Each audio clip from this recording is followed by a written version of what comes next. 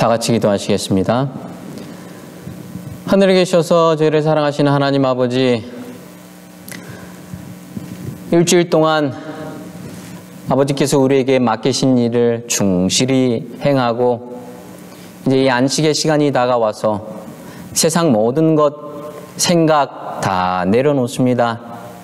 이제는 오로지 이 거룩한 시간 속에서 하나님과 교제하며 하나님께서 예비하신 그 샬롬을 맛보기 위하여 이 시간 안으로 저희들 들어옵니다.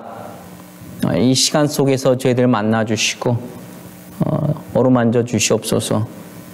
지친 우리의 영육이 하나님의 어루만져 주심으로 소생케 되고 회복되어 이 힘으로 또 우리의 삶을 힘차게 살아갈 수 있는 우리 온 교우들 될 수 있도록 인도하여 주시옵소서. 예수님의 이름으로 기도합니다. 여러분, 저는 오늘 이 시간 요한복음 1장 29절에서 37절에 있는 말씀을 본문으로 바로 저분이다 라는 제목으로 우리가 함께 하나님의 말씀을 묵상해 보고자 합니다. 지난 시간에 요한은 나는 아니라고 말했습니다. 여러분, 그렇다면 나는 아니라고 말했다면 그 다음에 할 말은 무엇이어야 할까요?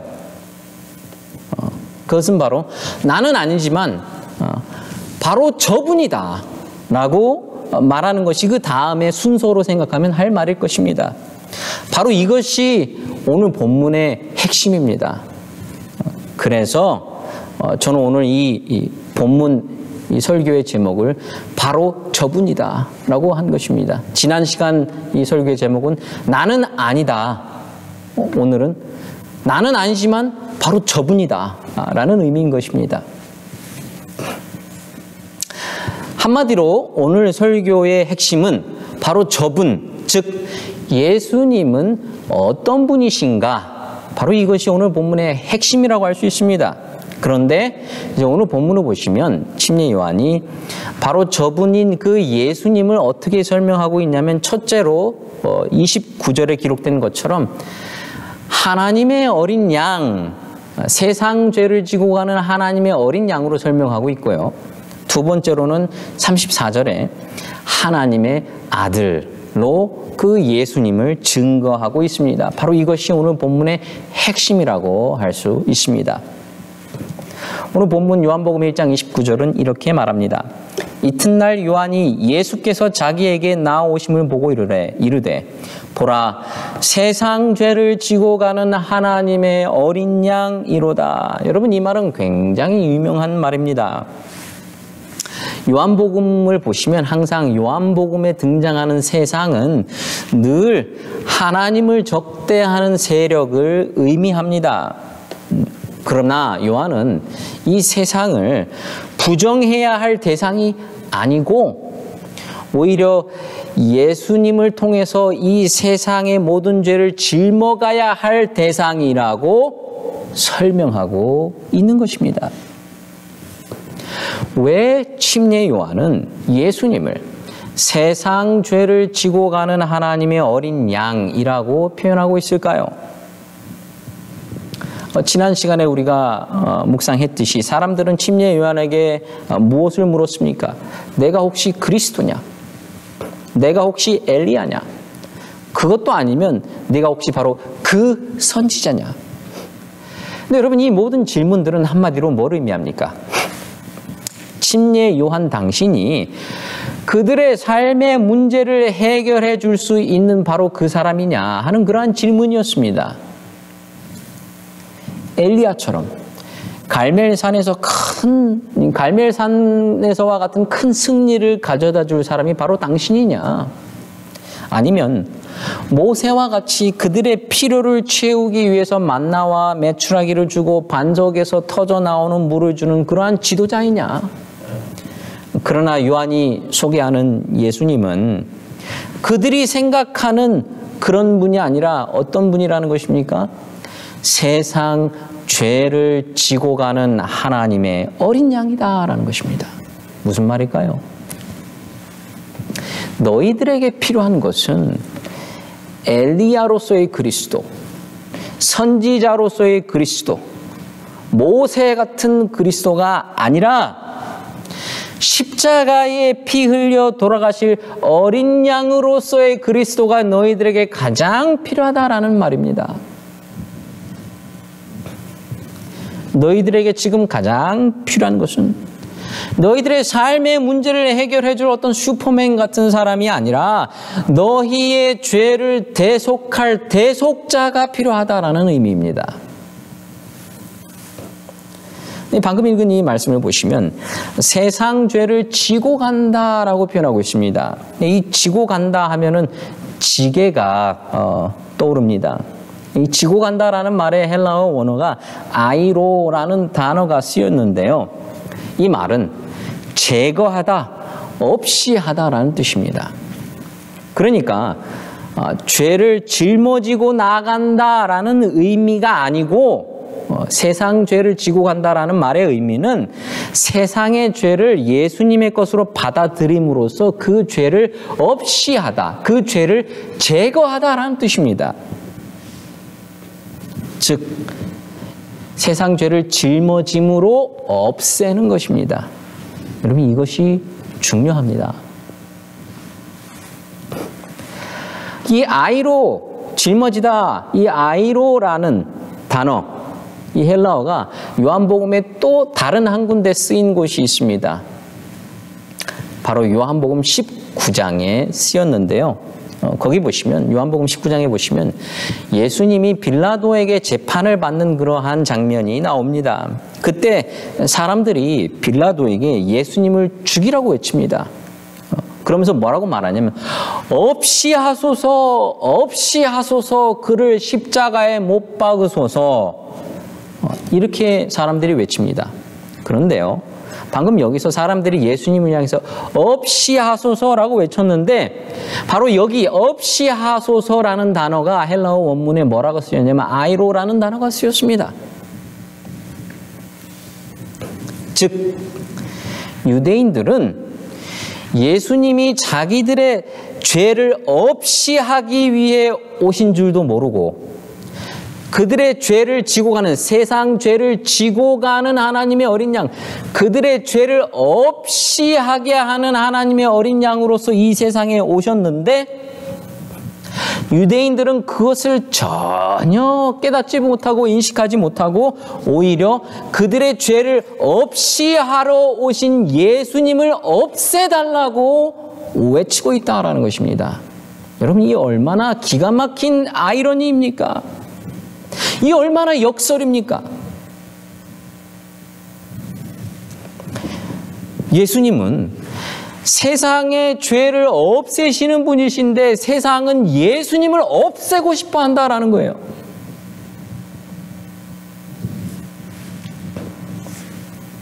정말 큰 역설입니다. 요한은 앞서서 지난 시간에 이런 아이러니를 어떻게 표현했습니까? 예수님은 참 생명의 빛이신데 사람들이 어둠 가운데 있어서 그 빛을 영접하지 않았다라고 표현했습니다. 그러므로 우리는 이 요한복음의 저자인 예수님의 제자 요한이 의도적으로 이 아이로라는 단어, 없애다, 제거하다라는 단어를 사용한 것을 우리는 알 수 있는 것입니다. 침례 요한은 왜 하필이면 예수님을 어린 양이라고 표현했을까요? 여러분 어린 양 하면 뭐가 떠오르십니까? 이스라엘 백성들에게 양은 유월절을 떠올리게 했습니다. 유월절에는 이스라엘 백성들이 어린 양을 잡아 제사를 드렸습니다.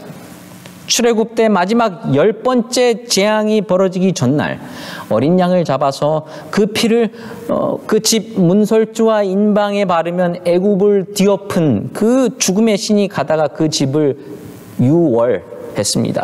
뛰어넘었습니다. 이것이 유월절입니다. 사실은 유월절에 잡았던 이 어린 양의 희생 덕분에 이스라엘 백성들이 죽지 않고 살았습니다. 그러니 예수 그리스도를 어린 양이라고 말하는 이유는 바로 예수 그리스도의 희생 때문에 우리가 구원을 받았습니다라는 말을 그림자처럼 표상하고 있는 것입니다. 더 나아가서 공관복음에는 기록하고 있지 않지만 요한복음에는 독특하게도 예수님이 유월절 어린 양을 잡는 날에 돌아가셨다라고 요한복음 19장 14절이 기록하고 있습니다. 예수님이 유월절에 돌아가셨다라는 것은 오로지 요한복음을 통해서만 확인이 되는 거예요. 공관복음에는 그 사실이 등장하지 않습니다. 또 예수님이 십자가에 달리실 때에도 유월절 어린 양 같이 뼈가 꺾이지 않으셨다라는 사실을 요한복음은 기록하고 있습니다. 그러니 이 요한복음의 저자인 예수님의 제자 요한은 요한복음 전체에서 아주 일관되게 예수님을 하나님의 어린 양으로 묘사하고 있는 것입니다. 여러분, 이 사실을 가장 분명하게 설명해 주는 책이 히브리서입니다. 히브리서는 예수님이 온전한 성전이시고 영원히 속죄할 희생 제물이 되셨고 영원한 대제사장이 되셨다라고 말하고 있습니다. 히브리서 10장 11절부터 14절은 이렇게 말합니다. 제사장마다 매일 서서 섬기며 자주 같은 제사를 드리되 이 제사는 언제나 죄를 없게 하지 못하거니와, 사람들이 드리는 이 제사는 언제나 죄를 없게 하지 못하거니와, 그 다음에 이렇게 말합니다. 오직 그리스도는 죄를 위하여 한 영원한 제사를 드리시고 하나님 우편에 앉으사 그 후에 자기 원수들을 자기 발등상이 되게 하실 때까지 기다리시나니 그가 거룩하게 된 자들을 한 번의 제사로 영원히 온전하게 하셨느니라. 그럼 그렇기 때문에 세상 죄를 지고 가는 하나님의 어린 양이란 이 구절의 의미는 죄로 가득한 세상에서 그 죄를 지고 가는데, 이 지고 간다라는 말은 그냥 이렇게 짊어지고 간다는 말이 아니라 짊어져서 없애는 것이고, 하나님의 어린 양이라고 하는 것은 바로 유월절 어린 양처럼 자기를 희생해서 남을 살리는 것이었습니다. 바로 이것이 예수 그리스도의 삶을 가장 간략하고 핵심적으로 말해주고 있기 때문에 침례 요한은 예수님을 가리켜서 세상 죄를 지고 가는 하나님의 어린 양이라고 표현한 것입니다. 여러분, 여기서 우리가 깨달아야 하는 것은 바로 이 어린 양의 피, 예수님의 피가 우리의 마음의 문설주에, 우리 가정의 문설주에 뿌려져 있는가 아닌가 하는 것입니다. 어린 양의 피가 우리의 마음의 문설주에 뿌려져 있으면 사망과 죄의 저주와 불행의 씨앗이 우리를 유월합니다. 넘어갑니다. 피를 보고 넘어가는 것입니다. 말 그대로 유월하는 것입니다. 오직 예수 그리스도의 피, 어린 양의 피가 우리의 죄를 씻길 수 있습니다. 우리가 오늘 부를 끝찬미는요, 339장 나의 죄를 씻기는 이라는 찬미입니다. 그 1절 가사가 이렇습니다. 나의 죄를 씻기는 주의 보혈밖에 없네. 다시 정케 되기도 주의 보혈밖에 없네. 주 예수 흘린 피 날 희게 하시니 귀하고 귀하다 주의 보혈밖에 없네. 4절 가사입니다. 영원토록 내 할 말 주의 보혈밖에 없네. 나의 찬미 주제는 주의 보혈밖에 없네.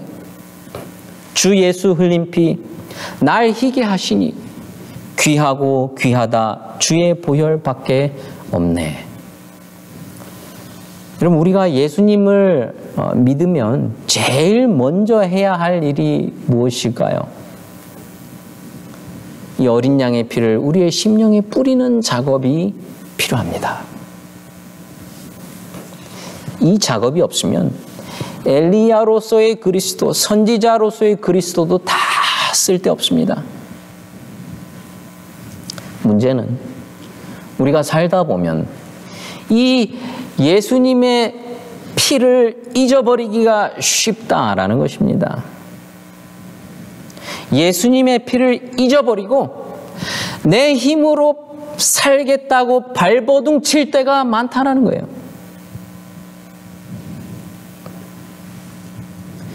그때마다 예수님은 그분의 피를 우리에게 강조하십니다. 영원토록 내 할 말 주의 보혈밖에 없네. 나의 찬미 주제는 주의 보혈밖에 없네. 여러분, 간절히 바라기는 오직 예수의 피로, 오로지 예수의 보혈의 능력으로 승리할 수 있는 저와 여러분들 되시길 간절히 바랍니다. 오늘 본문 요한복음 1장 30절은 말합니다. 내가 전에 말하기를 내 뒤에 오는 사람이 있는데 나보다 앞선 것은 그가 나보다 먼저 계심이라 한 것이 이 사람을 가리킴이라. 여러분, 세상에 태어난 것으로 볼 때 침례 요한이 먼저입니까? 예수님이 먼저입니까? 당연히 침례 요한이 먼저입니다. 그런데 요한은 예수님을 자기보다 앞선 분이다라고 말하고 있습니다. 그 이유는 예수님이 출발하고 있는 그 영혼의 자리가 자기와는 비교도 할 수 없는 깊은 자리에 있기 때문입니다.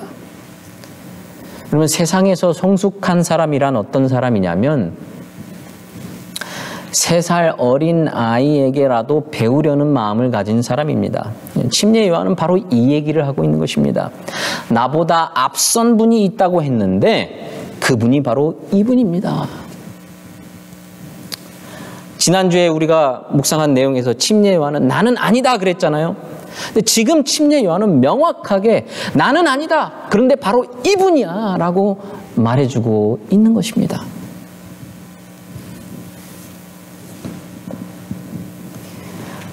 사실 지난 시간에 사람들이 침례 요한에게 너 왜 침례를 베풀어? 라고 물었을 때 침례 요한이 난 이러이러한 이유 때문에 침례를 베풀어 라고 말해야 하는데 그렇게 하지 않았습니다. 묻는 질문에 대한 답은 하지 않고 묻지도 않았는데 자기 뒤에 오시는 분은 내가 그분의 신발끈을 풀기도 감당치 못하겠다라고 대답했습니다. 그런데 바로 그 전날 답변하지 않았던 왜 그리스도도 아니고 엘리야도 아니고 그 선지자도 아니면서 침례를 주느냐라는 질문에 오늘 본문 31절에 비로소 대답을 합니다. 31절입니다. 나도 그를 알지 못하였으나 내가 와서 물로 침례를 베푸는 것은 그를 이스라엘에게 나타내려 함이라 하니라. 자, 여기서 드디어 침례 요한이 그 질문에 답을 하고 있어요. 너 왜 침례 주는 거야? 이것도 아니고 저것도 아닌데 네가 무슨 권위로 침례를 주는 거야? 그랬더니 침례 요한이 지금 방금 읽은 이 성경절에 뭐라고 말합니까? 자기가 침례를 사람들에게 베풀고 있었던 이유는 오직 한 가지라는 것입니다. 세상 앞에 그를 이스라엘에 나타내려 함이라. 당신들 앞에 예수님을 드러내기 위해서 침례를 주었다라는 말입니다. 침례 요한은 자기의 사명이 주님이 오실 길을 곧게 하는 것임을 알았습니다. 왕이 어떤 분인지 알려주고 회개함으로 왕을 맞아들일 마음의 준비를 시키기 위함이었던 것입니다. 그래서 예수님만 나타내고 예수님을 알게 하는 것이 침례 요한의 삶의 목적이었습니다. 바로 이것이 증거자의 삶입니다. 증인의 삶입니다. 저와 여러분들도 이러한 하나님의 증인입니다. 간절히 바라기는 우리도 침례 요한과 같은 그러한 증인으로서 증거자의 삶으로 그러한 삶을 살 수 있게 되시길 간절히 바랍니다. 한 가지 우리가 여기서 주목할 것은 이 침례 요한이 예수님이 세상 죄를 제거하는, 없애는 어린 양이라는 사실을 어떻게 알았을까 하는 것입니다. 왜냐하면 침례 요한도 예수님을 못 알아봤어요. 요한복음 1장 32절부터 34절에 보면 요한이 이렇게 증언합니다. 요한이 또 증언하여 이르되 내가 보매 성령이 비둘기같이 하늘로부터 내려와서 그의 위에 머물렀더라. 그러면서 뭐라 그러냐면 나도 그를 알지 못하였으나 나를 보내어 물로 침례를 베풀라 하신 그이가 나에게 말씀하시되 성령이 내려서 누구 위에든지 머무는 것을 보거든 그가 곧 성령으로 침례를 베푸는 이인 줄 알라 하셨기에 내가 보고 그가 하나님의 아들이심을 증언하였노라 하니라. 자, 이 말씀을 보시면 침례 요한조차도 자신도 예수님이 누구인지 몰랐다라는 말을 31절에 이어서 방금 읽은 말씀에도 2번 반복해서 말하고 있습니다. 즉 침례 요한은요 메시아이신 그 예수님이 누군지 몰랐다라는 거예요. 그런데 방금 읽은 이 말씀을 보시면 32절부터 14절에 보시면 어떻게 그분이 예수님인 줄 메시아인 줄 알았다라고 말하고 있습니까? 성령이 내려서 누구 위에 머무는 것을 보거든 그가 곧 성령으로 침례를 베푸는 이인 줄 알라는 하나님의 말씀이 있었기 때문에 알았다라는 거예요. 그리고 그 후에 그 말씀을 하나님께 들었는데 침례를 줄 때 요한이 예수님에게 침례를 줄 때 성령이 예수님 위에 내려오는 것을 보고서 바로 이분이 하나님이 말씀해 주신 바로 하나님의 아들이구나 라는 것을 그제서야 알게 되었다라는 말입니다. 여러분 이 말은 또 무슨 의미냐면 이러한 침례 요한의 증언은 예수님에 대한 증언은 나의 자의적 증언이 아니라 하나님의 깨우침이라는 사실을 요한은 이렇게 표현하고 있는 것입니다.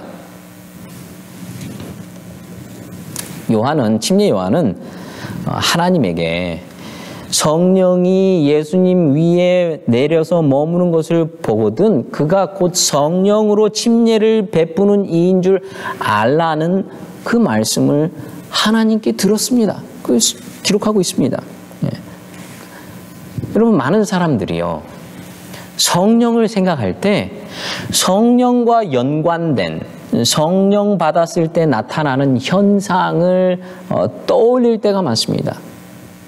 그러나 어떤 사람이 성령을 받았다고 하는 것은 어떤 의미냐면 하나님의 마음과 접속이 이루어진 것이고 내 마음속에 내 마음이 아니라 예수 그리스도의 마음이 내 마음속에 들어와서 내 마음을 사로잡은 상태입니다.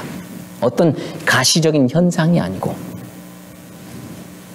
그러므로 성령이 충만하다라는 말의 의미는 세상을 바라볼 때 내 방식대로 바라보지 않는다는 의미입니다. 예수님의 마음으로 사람들을 대하기 시작하는 것입니다. 예수님이 세상을 바라보는 방식으로 내가 세상을 바라보는 것이고 그 예수님의 시선과 마음으로 이웃을 대할 때 그 사람이 성령 충만한 사람인 것입니다. 이렇게 방언 기도하는 게 성령 충만하다는 의미가 절대 아닙니다. 방언은 그런 의미가 아니지 않습니까? 그렇기 때문에 예수 그리스도 위에 성령이 비둘기같이 임하는 것을 봤다는 말은 예수 그리스도의 삶이야말로 세상을 향한 하나님의 마음과 온전한 일치를 이루고 있었다라는 의미인 것입니다. 침례 요한은 예수님에 대해서 첫 번째로는 세상 죄를 지고 가는 하나님의 어린 양이라고 말한 뒤에 두 번째는 이 요한복음 1장 34절에서 하나님의 아들이라고 증언합니다. 요한복음 1장 34절입니다. 내가 보고 그가 하나님의 아들이심을 증언하였노라 하니라. 근데 여러분, 이 하나님의 아들이라는 이 호칭은 예수님이 침례 받으실 때 하나님께서 직접 주신 호칭입니다. 이는 내 사랑하는 아들이요 내 기뻐하는 자라 그랬지 않았습니까?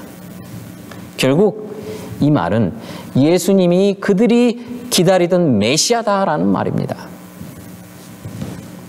요한은 예수님이 메시아, 하나님의 아들임을 믿게 하기 위해서 이 책을 썼다라고 제가 이 첫 시간에 서론할 때 말씀드렸습니다. 바로 그것이 공관복음과 요한복음의 차이다라고 말씀을 드린 것을 기억하실 것입니다. 그리고 이 가르침이 침례 요한의 입을 통해서 지금 나오고 있는 것입니다. 요한은 바로 이분이 하나님의 아들이고 메시아이다라고 말함으로써 이분을 믿을래? 안 믿을래? 이분을 받아들일래? 안 받아들일래? 라는 질문을 지금 간접적으로 던지고 있는 것입니다. 여기서 우리가 한 가지 기억해야 될 사실은 침례 요한이 하나님을 통해서 예수님의 참된 정체를 알게 되었듯이 어떤 사람도 인간적인 지식으로는 예수님의 참 정체를 알 수 없다는 사실입니다. 그래서 성령으로 거듭나지 않으면 하나님 나라에 들어갈 수 없다라고 말하는 것입니다. 성령이 말씀으로 깨닫게 해주실 때, 그리고 촉구하실 때 우리가 믿음으로 화답하면 그제야 우리는 예수님을 하나님의 아들이요 세상 죄를 지고 가는 하나님의 어린 양으로 믿게 될 것입니다. 결국 예수님이 하나님의 아들이라는 것은 어떤 신분증에 써져 있는 증명서가 아니고, 사람들이 예수님을 바라보면서 하나님을 느끼게 될 때,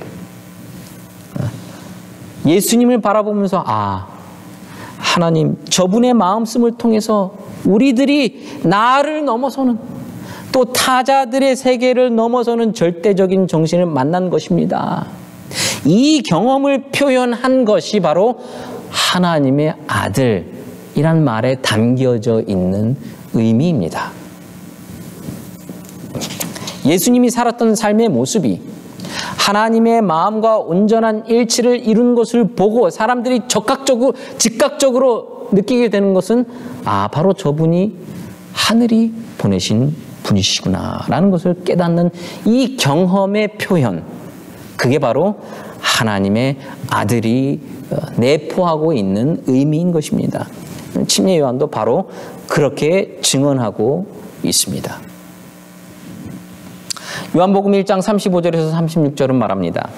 또 이튿날 요한이 자기 제자 중 두 사람과 함께 섰다가 예수께서 건의심을 보고 말하되 보라 하나님의 어린 양이로다.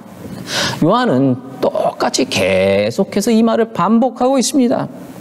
침례 요한이 자기 제자들과 있었어요. 근데 예수님이 지나가시는 것입니다. 그때 말합니다. 저분은 하나님의 어린 양이시다. 하나님이 세상을 구원하시기 위해 보내신 분이야. 여러분, 사실 이 말은 당연하게 느껴지지만 사실은 바로 이 점이 침례 요한의 위대함을 우리에게 보여주고 있습니다. 자기의 영향력을 계속 유지하고 싶은 것이 사람의 본능입니다. 내 제자들에게 나는 제일 훌륭한 선생인 것처럼 모든 사람은 보이고 싶습니다. 그런데 침례 요한은 자기 제자들에게 나는 아니야. 그런데 바로 저분이야. 라는 이러한 말을 하고 있는 것입니다. 이게 참 놀라운 일이라는 말입니다. 침례 요한은 자기의 직무에 끝까지 충실했던 것입니다. 자기 제자들에 대한 자기의 영향력이 축소될까를 염려하지 않고 진리를 증언하는 역할을 계속하고 있습니다. 철저한 자기 부정입니다. 그러자 어떤 일이 벌어집니까? 요한복음 1장 37절입니다. 두 제자가 그의 말을 듣고 예수를 따르거든. 여러분, 이 사람들은 침례 요한을 따르던 제자들이었습니다. 그런데 스승의 조언을 듣고 자기 선생을 떠나 예수님을 따라가게 된 것입니다. 이게 대단한 것입니다. 보통 사람 같으면 엄청난 질투를 느꼈을 것입니다. 이제부터는 침례 요한이 이 역사의 무대에서 점점점 사라지고 예수님이 서서히 무대 중앙으로 나오고 계시고 있는 것입니다. 우린 여기서 그는 흥하여야 하겠고 나는 쇠하여야 하리라고 했던 이 침례 요한의 말을 기억해야 합니다. 침례 요한은 사람들이 예수님만 주목하기를 원했지 자기 자신이 주목받는 것은 원하지 않았습니다. 그래서 날마다 예수님 그 어린 양을 바라보라는 것이 그의 메시지였습니다. 엘렌 G. 화이트는 시대의 소망 178페이지에서 이렇게 말합니다. 침례 요한이 국민에게 미친 영향은 한때는 관원들, 제사장들, 방백들의 감화보다 더 컸다. 만일 그가 자신을 메시아라 선언하고 로마에 항거하는 반란을 일으켰다면 제자들과 백성들이 그의 깃발 아래로 뭉쳤을 것이다. 사단은 세상의 정복자들의 야심에 호소하는 온갖 수단을 침례 요한에게 강요하기 위하여 준비하고 있었다. 그러면서 이렇게 말합니다. 그러나 그는 자신의 능력의 증거를 앞에 두고도 그 화려한 매수를 단호하게 거절하였다. 그는 자신에게 집중된 사람들의 주의를 다른 분에게로 향하게 하였다. 이어서 179페이지는 이렇게 말합니다. 요한은, 침례 요한이죠, 믿음으로 구속주를 바라봄으로 자기 희생의 경지에 도달했다. 그는 사람들의 이목을 자기 자신에게 이끌려 하지 않고 그들의 생각을 더욱더 높이 끌어올려 하나님의 어린 양을 주시하도록 하였다. 요한 자신은 목소리, 곧 광야에 외치는 소리에 불과하였다. 이제 그가 침묵과 은퇴를 기꺼이 받아들인 것은 모든 사람의 눈이 생명의 빛 되신 이에게 향하도록 하기 위함이었다. 여러분, 이 침례 요한의 말, 그는 흥하여야 하겠고 나는 쇠하여야 하리라는 이 말이 예수님을 믿는 순간부터 저와 여러분들의 삶의 목표가 되어야 합니다. 결국 믿음 생활이란 우리는 날마다 쇠하기를 계속하고 예수님은 날마다 흥하기를 계속하는 것, 그리고 우리의 말이나 행동은 생활 속에서 점점점 작아지고 예수님이 점점점 커지는 것, 바로 이것이 참된 신앙생활이고 바로 이것이 우리의 삶의 목표가 되어야 한다라는 것입니다. 간절히 바라기는 저와 여러분들도 소리가 되면 참 좋겠습니다. 내가 말씀을 대체해서 하나님과 같아지려고 하지 않게 되기를 바랍니다.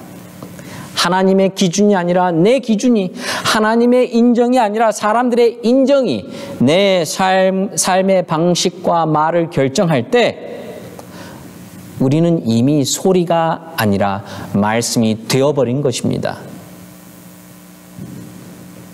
내 말이 권력을, 하나의 힘을 확보해서 내 영향력이 확대되고 내 입지가 굳건해지고 그래서 내 나라가 형성되는 것을 성공과 행복으로 여긴다면 나는 하나님의 소리가 아니라 이 세상의 메가폰입니다.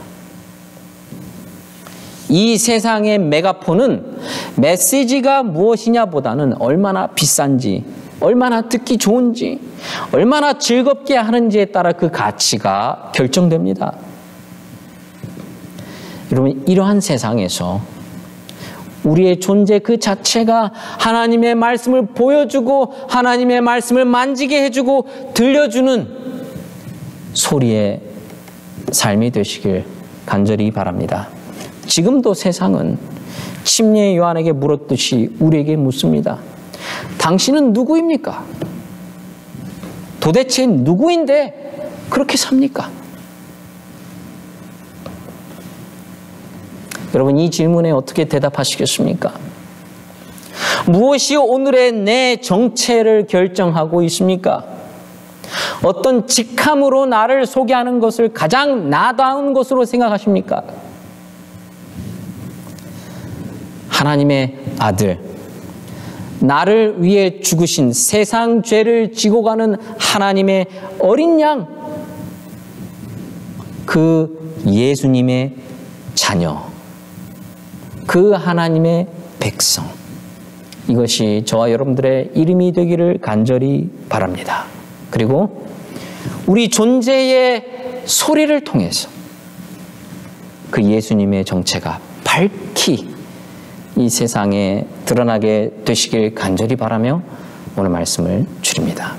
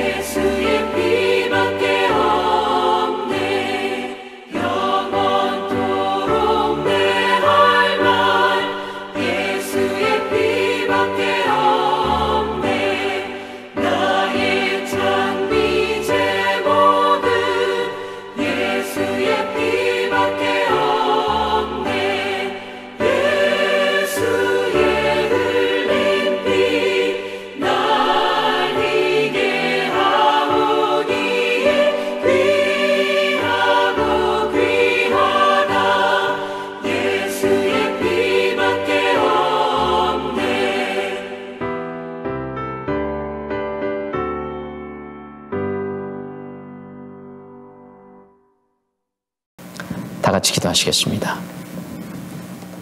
하늘에 계신 하나님 아버지, 이 시간 세상 죄를 지고 가는 하나님의 어린 양의 보혈의 피가 우리 마음의 문설주에, 우리 가정의 문설주에 뿌려져 있는지 우리 자신을 돌아보게 하여 주시옵소서. 우리가 부른 이 찬미의 가사처럼 우리의 죄를 씻기는 것은 어린 양의 보혈밖에 없습니다. 오로지 어린 양이 흘린 보혈의 피밖에 우리를 깨끗게 할 수 있는 것은 없사오니 영원토록 우리의 입에서 할 말이 오직 주의 보혈밖에 없고 우리의 찬미의 주제도 주의 보혈밖에 없도록 인도하여 주시옵소서. 우리 모든 교우들이 침례 요한처럼 소리가 되도록 인도하여 주시옵소서. 이 세상 죄로 가득 찬 세상에서 우리의 존재 자체가 침례 요한처럼 하나님의 말씀을 보여주고 만지게 해주고 들려주는 참된 소리의 삶을 살도록 인도하여 주시옵기만을 사랑이 무한하신 예수님의 이름으로 간절히 축원합니다. 성도 여러분, 행복한 안식일입니다. 이 안식의 시간 속에서 하나님을 충만하게 경험하는 복된 안식 되시길 간절히 바랍니다. 내일 교회에서 뵙겠습니다. 감사합니다.